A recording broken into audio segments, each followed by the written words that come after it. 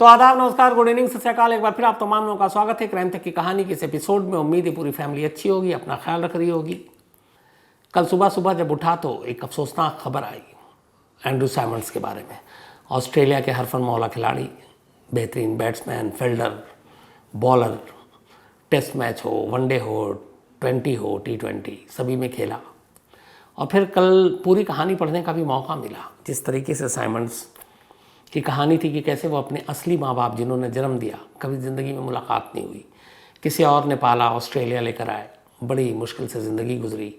एक वक्त फिर ऐसा आया कि इंग्लैंड की तरफ से खेलने का मौका मिला, पर उन्होंने कहा कि उनके दोस्त, उनके रिश्तेदार सब ऑस्ट्रेलिया में हैं, तो शायद ऑस्ट्रेलिया छूट जाएगा, इसलिए उन्होंने इंग्लैंड के उस ऑफ़र को ठुकरा दिया। वापस ऑस्ट्रेलिया गए, फिर किस तरीके से खेला, लेकिन फिर करियर बना नहीं, फिर बाहर हो गए। फिर किस तरीके से वर्ल्ड कप में उनको बुलाया गया और एक मैच जो पाकिस्तान के ख़िलाफ़ था जिसमें ऑस्ट्रेलिया के करीब 4 विकेट 50-60 रन पे गिर गए, और ऐसे में रिकी पॉन्टिंग के साथ एंड्रू साइमंड्स ने उस मैच में सेंचुरी ठोकी और 300 प्लस का स्कोर किया ऑस्ट्रेलिया ने। और फिर वहाँ से कैसे एंड्रू साइमंड्स की ज़िंदगी पलटी। तो ये कि एक बेहतरीन खिलाड़ी, मैदान के बाहर थोड़ा वो गुस्से वाले भी। और आपको याद होगा वो इंसिडेंट हरभजन सिंह और एंड्रू साइमंड्स के बीच में जो बहुत बड़ी एक कंट्रोवर्सी हुई थी। तो वो सारी चीज़ें, लेकिन एक बेहतरीन इंसान सिर्फ 1975 की पैदाइश थी और 2022 मतलब 47 ईयर की एज में इधर अजीब सा एकदम, मतलब बीच में शेन वॉर्न की खबर, एंड्रू साइमंड्स की, और अब तक की जो खबर आई है वो यही है कि वो कार चला रहे थे, कार में अकेले थे और रोड एक्सीडेंट में उनकी डेथ हो गई। तो ऊपर वाला उनकी आत्मा को शांति दे, घर वालों को सब्र दे। ऐसी खबरें कई बार झकझोर देती हैं जो अचानक इस तरह से आती हैं। अब आते हैं आज की कहानी के ऊपर। बहुत पहले इसी क्राइम तक में मैंने आपको एक किस्सा सुनाया था, फर्जी था वो, कि पुलिस वाले रस्सी को सांप कैसे बनाते हैं। एक नाई की दुकान से मैंने वो शुरू करके कहानी बताई थी। लेकिन आज की कहानी कहीं ना कहीं कानून की दुनिया में, हकीकत की दुनिया में पूरी तरह से सच साबित की पुलिस ने, और ये सच्ची कहानी है। चंद्रेश मर्सकोले एक नौजवान, मध्य प्रदेश का रहने वाला, मध्य प्रदेश के बालाघाट का रहने वाला, और गोंड ट्राइब्स से, गोंड आदिवासी जाति से उसका ताल्लुक़। अब ट्राइब्स, आदिवासी, आपको पता है हम चाहे कितना बदल जाएं, बहुत सारी जगहों पे आज भी इनको बहुत सारे लोग उस नज़र से देखते हैं कि ये बैकवर्ड हैं, पिछड़े हैं, और शायद इसी वजह से उनको बराबरी का दर्जा भी नहीं मिलता। लेकिन चंद्रेश मर्सकोले पढ़ने लिखने में बचपन से तेज़, माँ बाप गरीब गोंड ट्राइब्स के, और उसका सपना था कि वो कुछ ऐसा करे कि उसके माँ बाप की ज़िंदगी पलट जाए। बचपन से चूँकि पढ़ने में तेज़ था, बड़ा हुआ उसने कॉम्पिटिटिव एग्ज़ाम पास किया और आखिरकार मेडिकल एग्ज़ामिनेशन को भी क्लियर किया और उसे दाखिला मिल गया गांधी मेडिकल कॉलेज, नामचीन गांधी मेडिकल कॉलेज में, भोपाल, MBBS में। ये पूरे बालाघाट, अपने कास्ट, अपने इलाके का पहला लड़का था चंद्रेश, जो डॉक्टर बनने जा रहा था। पूरा गांव खुश, उस जाति के लोग उसे फ़ख्र से देखते, उससे प्रेरणा लेते, बाकी बच्चों से भी कहते कि देखो अगर वो बन सकता है तो तुम भी मेहनत करो। एक आइडियल हो चुका था चंद्रेश। इसके बाद वो भोपाल में अब MBBS की पढ़ाई कर रहा है। इसी दौरान, पढ़ाई के दौरान उसकी एक लड़की से दोस्ती होती है जिसका नाम था श्रुति। श्रुति और चंद्रेश में प्यार हो जाता है। पढ़ाई जारी है, पहले 3 साल बड़े अच्छे से गुजर गए, 4th and final year Chandresh का। इसके बाद अब वो एक MBBS डॉक्टर बनता और उसके परिवार के सारे सपने पूरे होने जा रहे थे। लेकिन 4th ईयर में फाइनल एग्ज़ाम को कुछ ही दिन बाकी थे, उससे पहले ही एक अजीब हादसा होता है। 20 अगस्त 2008, 20 अगस्त 2008, चंद्रेश के कॉलेज का एक सीनियर,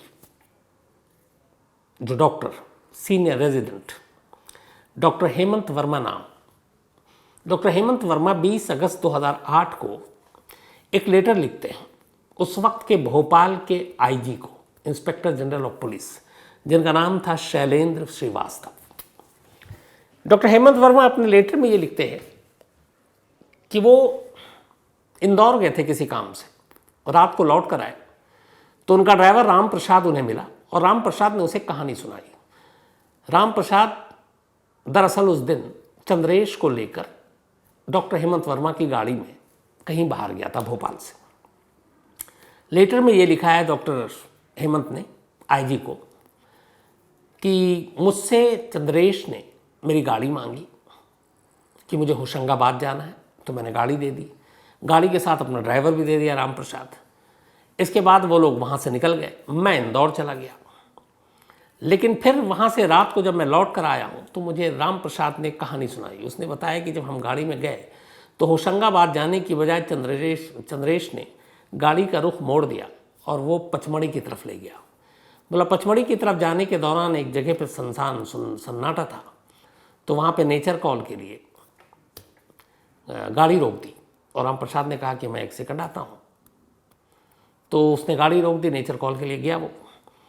इस दौरान में उस लेटर में लिखा कि उसके बाद तभी देखा राम प्रसाद ने कि गाड़ी रुकने के बाद चंद्रेश गाड़ी की डिक्की खोलता है और उसके अंदर बोरी में एक वजनी चीज़, उसको उठाकर पास में एक नदी है और उस नदी में ले जाकर उस बोरी को फेंक देता है।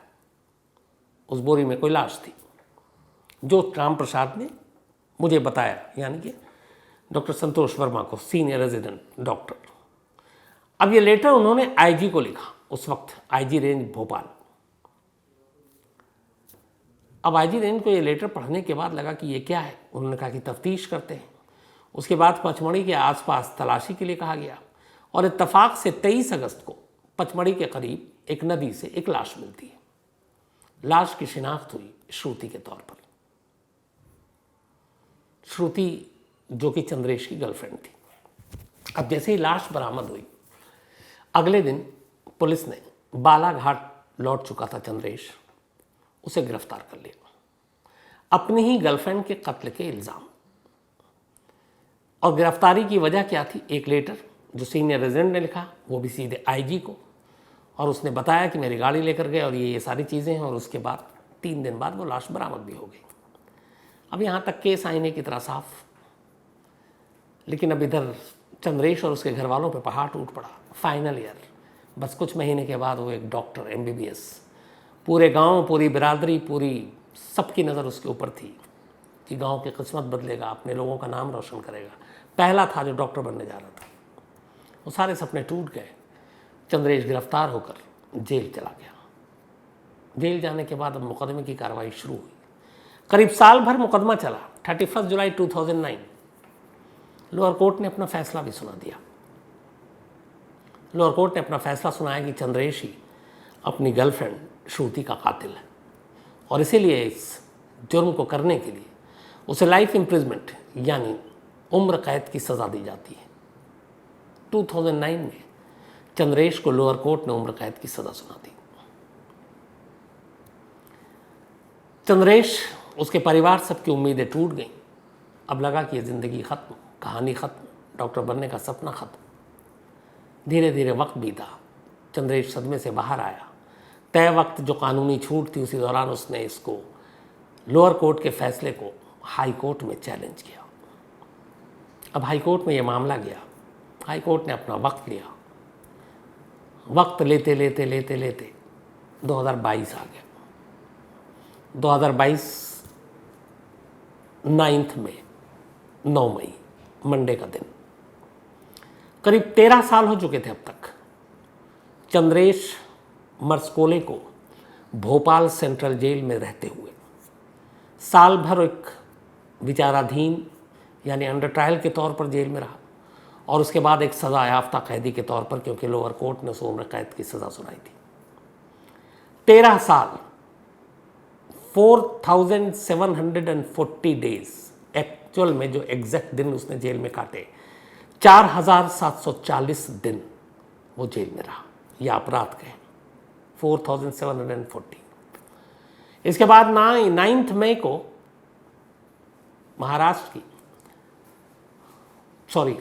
मध्य प्रदेश की हाई कोर्ट का फैसला आता है। 13 साल जेल रहने के बाद हाई कोर्ट अपने फैसले में कहते हैं कि चंद्रेश बेकसूर है, उसने अपनी गर्लफ्रेंड का कत्ल नहीं किया और इसीलिए उसे बाइज्जत बरी किया जाता है। ये छोटी सी 3-4 लाइनें सिर्फ नहीं है, इसके आगे जो कुछ हाई कोर्ट ने कहा, ऐसे बड़े कम हाई कोर्ट के जजमेंट आते हैं जो किसी के खिलाफ, खास तौर पर पुलिस के खिलाफ कहे जाते हैं। जस्टिस अतुल श्रीधरन और जस्टिस सुनीता यादव 2 जजों की ये बेंच थी और इन्होंने अपने फैसले में कहा कि एक ऐसा नौजवान जो अपनी बिरादरी, अपने घर वालों का सपना पूरा करने जा रहा था, जो उनकी उम्मीदों का एक सहारा था, उसे कैसे पुलिस ने अपने फ़ायदे के लिए इस्तेमाल किया और कैसे एक बेकसूर को कातिल बताया, कैसे पुलिस ने अपना फ़र्ज़ ईमानदारी से नहीं निभाया और 13 साल तक वो क्यों जेल के पीछे रहा, जबकि असली कातिल को न पुलिस ने ढूंढा, न ढूंढने की कोशिश की, बल्कि वो असली कातिल को बचाने की ही जुगत में लगी रही। अदालत ने ये सारी टिप्पणी की। इसके बाद क्या क्या हुआ ये बाद में बताऊंगा, लेकिन अदालत ने जो सारे केस देखे, जिस पॉइंट्स के ऊपर ये सारी चीज़ें हुई और फैसला आया, मैं आपके सामने रखता हूँ और इससे आपको भी अंदाज़ा हो जाएगा कि कई बार हमारी पुलिस कैसे काम करती है और रस्सी का सांप कैसे बनाया जाता है। इस केस में पूरी ऐसे समझिए कि अदालत का सीन है, पीछे कटघरा भी आप देख ही रहे। केस खड़ा था एक शख्स के बयान पर, डॉक्टर संतोष वर्मा, सीनियर रेजिडेंट डॉक्टर। वो पुलिस के पास जाते हैं, आईजी के बल के पास, आईजी, और आईजी से कहते हैं कि मेरी गाड़ी मांगी चंद्रेश ने, मैंने अपने ड्राइवर समेत दिया, वो गया, उसके बाद रात को आए और मुझे बताया ड्राइवर ने कि उसने श्रुति का मर्डर किया और लाश को बोरी में डाला और उसके नदी में फेंक दिया। इसके बाद पुलिस लाश बरामद करती और सीधे चंद्रेश को गिरफ्तार कर लेती, क्योंकि डॉक्टर संतोष ने ये लेटर में लिख के अपने आईजी को दिया था। अब इसके बाद डॉक्टर संतोष का भी बयान होता है, हाई कोर्ट में बुलाया जाता है, लोअर कोर्ट में भी, और जो ड्राइवर है राम प्रसाद, उसका भी बयान दर्ज होता है। अब ये सारी चीज़ें हुई, लेकिन हाई कोर्ट ने कहा कि जो बेसिक इन्वेस्टिगेशन है और जो तरीका है वो भोपाल पुलिस ने किया ही नहीं। दोनों के जो रिकॉर्ड पे स्टेटमेंट थे अलग थे। जो ड्राइवर है उसको जब बुलाकर पूछा गया कोर्ट में कि आपने क्या देखा था होशंगाबाद या फिर पचमढ़ी जाते हुए, तो ड्राइवर ने बयान दिया कि मैं एक जगह गाड़ी रुका, मुझे सुसु करने जाना था, उसके बाद मैंने देखा कि कोई बोरी में कोई सामान है और वो चंद्रेश बाबू ने फेंका। तो उसने कहा आपको मालूम था कि बोरी में क्या है, और आपने कहा बोरी बहुत भारी है, तो आपने जब उसको छू के नहीं देखा और ये बोरी भी था ये भी आपको पता नहीं, तो आप कैसे कह सकते हैं? तो बोला हाँ मैंने उठाया नहीं, तो मैं ये नहीं कह सकता वो भारी था या हल्का। तो उसने कहा आपने कत्ल होते हुए देखा? उसने कहा नहीं। तो बोला फिर कैसे मान लिया कि आप बोरी में लाश हो सकती? उसने कहा ये तो मैंने कहा नहीं। तो फिर डॉक्टर संतोष वर्मा ने आईजी को लेटर में ये क्यों लिख कर दिया कि उसने, ड्राइवर ने मेरे ये बयान दिया था कि उसने श्रुति का कत्ल किया, लाश बोरी में रखी, बोरी को नदी में फेंका। दोनों के यहाँ पे कंट्राडिक्ट, पहली चीज़। दूसरी चीज़, इस पूरे मामले में जब इन्वेस्टिगेशन हुआ और ये कहा गया कि गाड़ी लेकर गए थे, तो रास्ते में एक टोल प्लाज़ा पड़ता है जो पचमढ़ी से पहले। उस टोल प्लाज़ा की एक खासियत है, हालांकि बाकी देश में शायद ऐसा नहीं होता है, वहाँ पे एक कार में कितने लोग बैठे हुए इस हिसाब से वो पैसे लेते हैं। बाकी हर जगह गाड़ियों के हिसाब से लिया जाता है कि आपकी गाड़ी का फिक्स है, बट वहाँ अगर सपोज 3 है तो 3 के हिसाब से पैसे, 4 है तो 4 के हिसाब से पैसे। एक जगह पे जब इस टोल से ये गाड़ी गुजरी, डॉक्टर संतोष वर्मा की, जो जिसमें चंद्रेश बैठा हुआ था, तो उस टोल पे इस कार के लिए 4 लोगों के हिसाब से पैसे काटे गए। इसका मतलब ये था कि इस कार में 4 लोग थे, लेकिन पुलिस ने कभी भी ये जानने की या इस बात की इन्वेस्टिगेशन की कोशिश ही नहीं की कि चंद्रेश और राम प्रसाद के अलावा बाकी 2 लोग कौन थे उस कार में। ये कहीं पे रिकॉर्ड पे है ही नहीं। तो ये पुलिस की इन्वेस्टिगेशन जिसका कोई सिर पैर नहीं। अजीब बात और जो पुलिस ने किया, जिस कार का इस्तेमाल किया संतोष वर्मा के चंद्रेश ने, वो कार श्रुति की लाश बरामद होने और चंद्रेश की गिरफ्तार होने के 15 दिन के बाद पुलिस ने सीज किया। इन 15 दिनों तक वो कार जो है, जो मौका वारदात का एक बहुत बड़ा सबूत था, वो उसी डॉक्टर संतोष वर्मा के कब्जे में थी, जिस संतोष वर्मा ने सबसे पहले लेटर लिखकर पुलिस को, बल्कि आईजी को, ये कहा था कि हमें कुछ गड़बड़ लग रहा है, कुछ चंद्रेश ने किया है। अब उन 15 दिनों के बाद आखिरकार पुलिस को होश आता है, याद आती है कि इस कार को भी तो बरामद करना, केस प्रॉपर्टी है। कार को उठाते हैं। जब कार उठाते हैं तो उस कार के अंदर से फिर पुलिस बताती है कि मैट पे हमें कुछ खून के धब्बे मिले, लेकिन वो खून के धब्बे नहीं लिखे होते हैं, वो लिखते हैं कुछ सिक्रेशन मिले। आमतौर पे पुलिस की जो भाषा होती है वो सारी वो लिखाते हैं कि खून के कुछ धब्बे, ऐसी चीज़ें बरामद हुई हैं। लेकिन 15 दिन तक कार किसी और के पास, कार के सारे सबूत, सारी चीज़ें बनाई भी जा सकती हैं, बिगाड़ी भी जा सकती हैं, नए सबूत पैदा भी किए जा सकते हैं। तो ये सारी चीज़ें 15 दिन बाद यहाँ पे भी हाई कोर्ट ने नोटिस किया। ये सब लूप होल्स हैं कि पहला, ड्राइवर का बयान गलत, उसने कहा ही नहीं जो हेमंत ने कहा। दूसरा, किसी ने कत्ल होते नहीं देखा। तीसरा, टोल प्लाजा ने बताया कि कार में 4 लोग थे, बाकी 2 के बारे में पुलिस ने कभी जांच ही नहीं की। कार 15 दिन तक आपने सीज़ क्यों नहीं किया? खून के धब्बों के बारे में आपने पूरा सही क्यों नहीं बताया? और ये कि ये खून के धब्बे कहाँ से आए? और सबसे बड़ी बात, कत्ल से पहले, श्रुति की लाश मिलने से पहले डॉक्टर संतोष वर्मा ने आईजी साहब को लेटर लिखकर क्यों ये कहा? उसमें था कि मुझे कुछ गड़बड़ होने की आशंका लग रही है। और ये आईजी साहब को जो खत लिखा था शैलेंद्र श्रीवास्तव, उसके 3 दिन के बाद लाश मिलती है। और कोर्ट ने एक और चीज़ कही कि जिस दिन ये गाड़ी दी थी संतोष वर्मा ने, उस दिन वो कहाँ थे इस बारे में पुलिस ने तस्दीक ही नहीं की कि खुद संतोष वर्मा का लोकेशन क्या था। हालांकि बाद में उन्होंने कहा कि मैं इंदौर गया था किसी काम से, लेकिन ये उन्होंने कहा, इस बात की कोई तस्दीक नहीं की गई। जबकि मोबाइल उस वक्त भी था 2008 में, तो आराम से तस्दीक हो सकता था। लेकिन पुलिस ने ये पता करने की कोशिश नहीं की कि डॉक्टर संतोष वर्मा उस दिन कहाँ थे। भोपाल थे, इंदौर थे, पचमढ़ी के रास्ते में थे, होशंगाबाद थे, कहाँ थे? तो खुद जो शख्स बता रहा है उसका ही लोकेशन नहीं मालूम। और इन सबसे बड़ी बात जो हाई कोर्ट ने कहा वो ये कि आईजी रेंज भोपाल शैलेंद्र श्रीवास्तव और सीनियर रेजिडेंट डॉक्टर संतोष वर्मा, ये दोनों एक दूसरे के बेहद करीबी और जानकार थे। संतोष वर्मा एक तरह से लेटर लिखकर इसके बाद कूहे फिजा पुलिस स्टेशन है वहाँ भी गया और कहते हैं कि कैसे इन्वेस्टिगेशन हो, कैसे जांच हो, ये खुद डॉक्टर संतोष वर्मा पुलिस को डिक्टेट कर रहा था। तो इसका मतलब है कि ये कहीं ना कहीं जुड़ा हुआ था। हाईकोर्ट ने कहा कि जिस तरीके से ये खुद लेटर लिखा डॉक्टर संतोष वर्मा ने और जिस तरीके से पुलिस को गाइड कर रहा था, जिस तरीके से उसका रिलेशन आईजी उस वक्त शैलेंद्र श्रीवास्तव के साथ था, उन सारी चीज़ों को देखते हुए पुलिस ने ये चूक की कि संतोष वर्मा की भी जांच होनी चाहिए थी। क्या पता सच कुछ और होता।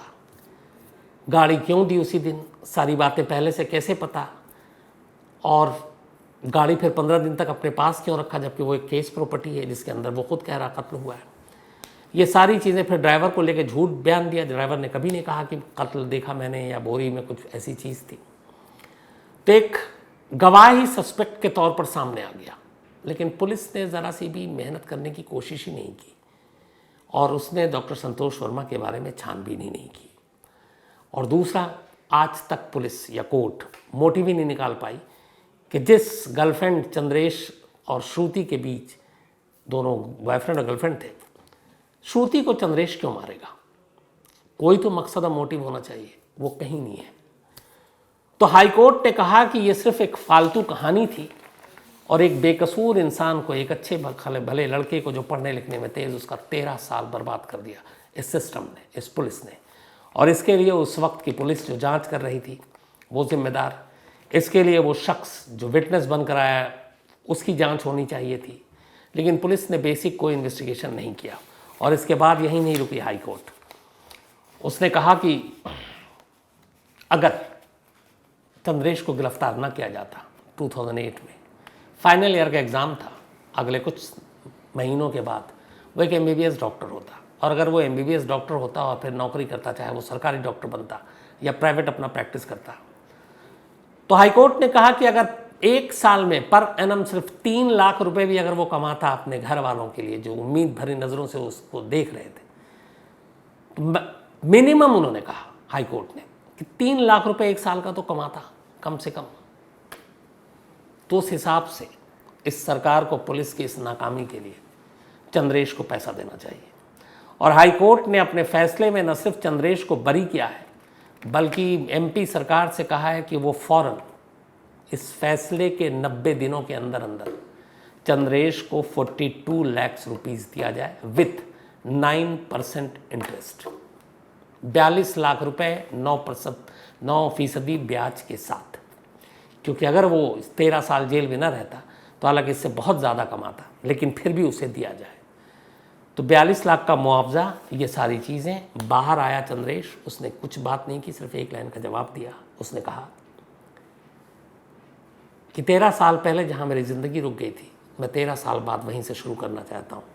मैं फाइनल ईयर का एग्ज़ाम देकर डॉक्टर बनना चाहता हूँ, ताकि मैं अपने घर वालों, अपनी बिरादरी का नाम रोशन कर सकूँ। बस उसका अब यही ड्रीम है।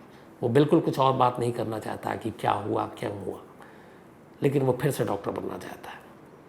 और हम सब की भी यही दुआ है कि वो डॉक्टर बने। और जो कुछ उसके साथ हुआ, उन लोगों को सज़ा भी मिलनी चाहिए, सिर्फ मुआवजा काफ़ी नहीं है। और सबसे बड़ा सवाल रह गया कि अगर हाई कोर्ट के हिसाब से अब चंद्रेश बरी है, तो फिर श्रुति का कातिल कौन है? 13 साल तक उसने कानून की आंखों में क्यों धूल झोंक रखा है? उस वक्त के जितने भी पुलिस वाले इस केस से जुड़े हुए थे, खासतौर पर सीनियर लेवल पे, मुझे लगता है कि इन सब की भी जांच होनी चाहिए। इस केस में डॉक्टर जो सीनियर रेजिडेंट संतोष वर्मा, जो लेटर लिखकर जिस तरीके से सारी चीज़ें कर रहे थे, उसके बारे में भी पूरी जांच होनी चाहिए और श्रुति के असली कातिल को सामने लाया जाना चाहिए। लेकिन इस कहानी का अफसोसनाक पहलू ये है कि किस तरह पुलिस ने एक बेकसूर को, क्योंकि अब अदालत का फैसला आ चुका हाई कोर्ट का, उसकी 13 साल बेशकीमती ज़िंदगी छीन ली। ये मुआवजा, ये इम्तिहान, वो फिर से डॉक्टर बन जाए, सब अपनी जगह है, लेकिन वो सुनहरे 13 साल शायद उसे कोई नहीं लौटा सकता। और यही सबसे अफसोसनाक है। तो ये थी आज की कहानी। अब कहानी ख़त्म करूँ उससे पहले वही सिलसिला। आज संप्राक्षा भंडारी, इनका जन्मदिन है, और संदेश भंडारी जी की बिटिया हैं, ये नेपाल से हैं, और इत्तेफाक से आज हमारे प्राइम मिनिस्टर नरेंद्र मोदी भी नेपाल के दौरे पर हैं। तो हैप्पी बर्थडे संप्राक्षा। पंकज सहारन, इनका भी आज बर्थडे है। हैप्पी बर्थडे पंकज, राहुल ने भेजा है। साथ में शाइस्ता अंसारी, इनका भी आज जन्मदिन है, तो हैप्पी बर्थडे शाइस्ता जी। और ये अफसर आफ्ताब अंसारी जी की वाइफ है। इसके अलावा सिमरनजीत कौर जी का भी आज बर्थडे है, तो हैप्पी बर्थडे सिमरनजीत कौर जी। और जतिंदर सिंह जी ने भेजा है, इनकी पत्नी है, होशियारपुर से हैं ये। अजीत मिश्रा की मम्मी का भी आज जन्मदिन है, तो हैप्पी बर्थडे अजीत मिश्रा, आपको अपनी मम्मी के इस जन्मदिन के लिए और पूरी क्राइम तक फैमिली की तरफ से ऊपर वाला उन्हें हमेशा अच्छा रखे। और ये टुकरला है उड़ीसा में एक जगह, वहाँ से हैं। प्रमार अतुल, इनका भी आज बर्थडे है, तो हैप्पी बर्थडे प्रमार, हमेशा अच्छे रहें, खुश रहें। सूरत से हैं ये। इसके अलावा अमर पाटिल सिंगापुर से एक स्टोरी की फरमाइश की है। संदीप सरका हैं। इसके अलावा विजय कोटियान हैं। इनका कहना था, अभी जो मैंने कहानी सुनाई थी एक आपको गुजरात की, जो 15 साल तक पुलिस को धोखा दे रहा अपनी बीवी के कत्ले के बाद, तो उसमें माँ को तो पता था, तो क्या माँ एक्यूज़ नहीं है? बिल्कुल कानून की नज़र से माँ भी उसमें बराबर के जुर्म की शरीक है, क्योंकि उसने सच्चाई छुपाई। इसके अलावा मनीष मेर हैं, राज रतन हैं, और प्रीनी राय हैं। थैंक यू सो मच आपका। और स्टोरी की एक फरमाइश भी की है। ताहिर खान है बेंगलोर से। आशीष गुलेरिया है चंडीगढ़ से, थैंक यू सो मच आपके प्यार भरे मेल के लिए। राकेश पालीवाल है, एक स्टोरी की फरमाइश की है। इसके अलावा साजिद हुसैन हैं और बरेली के रहने वाले हैं, लेकिन अभी अबू धाबी में हैं। गौरव पाल हैं, ये उसराहार इटावा। मेल पर एक स्टोरी, आप इन्होंने कहा कैसे स्टोरी भेजें, तो आप मेल पे स्टोरी भेज सकते हैं। जयप्रकाश राहुल हैं, और आलोक और रेखा इनके दोस्त की शादी, तो बहुत बहुत बधाई आपको। मोहसिन मौलवी हैं, और ये जोशी अभयंकर केस पुणे, मैं ऑलरेडी सुना चुका हूँ मोहसिन साहब, इसी क्राइम तक की कहानी में मिल जाएगी आपको।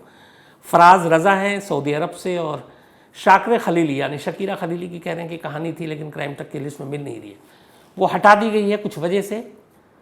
वो वजह मैं आपको बताऊंगा सितंबर अक्टूबर में, लेकिन ऐसी और कोई वजह नहीं है, क्योंकि उसके ऊपर कुछ और बन रहा है।